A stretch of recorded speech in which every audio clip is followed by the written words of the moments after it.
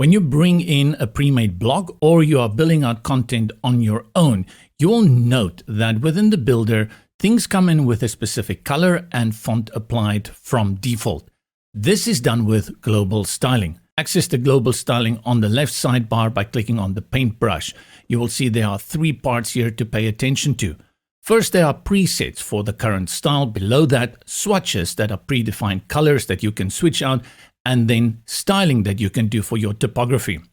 Let's look at what happens when you change out the styles.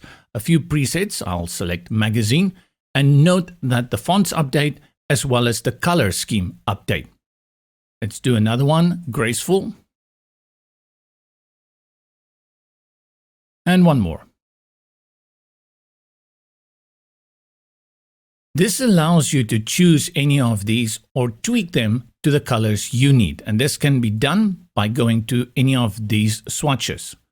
I can change the hue slider, bringing in new colors, or paste the hex code of the color that I want to use. Click on the color selector if you want to grab a specific color from the page.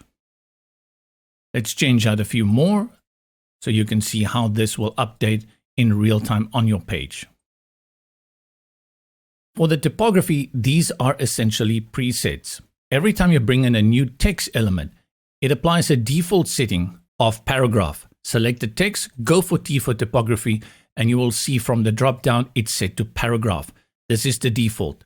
All the other presets will also appear here. If I put it on heading 1, you will see it updates. And this is all controlled by how you set these up within the global styling sidebar.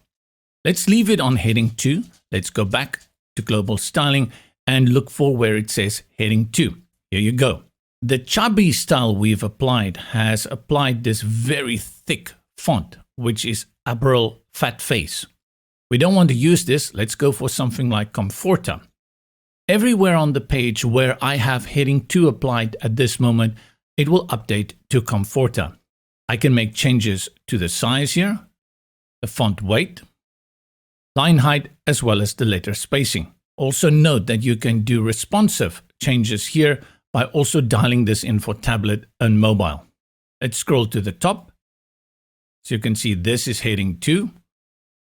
This is the subtitle.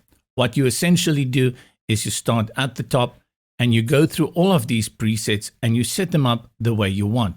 So if I want to put all of them on Comforta, I simply go through the whole process of changing these guys out to Comforta and updating my page.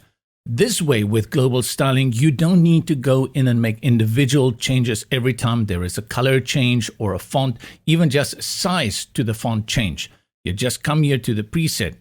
If I decided, like my heading 2, that I needed to be bigger and bolder, I can just come back and look how all the heading 2s on the page update in no time.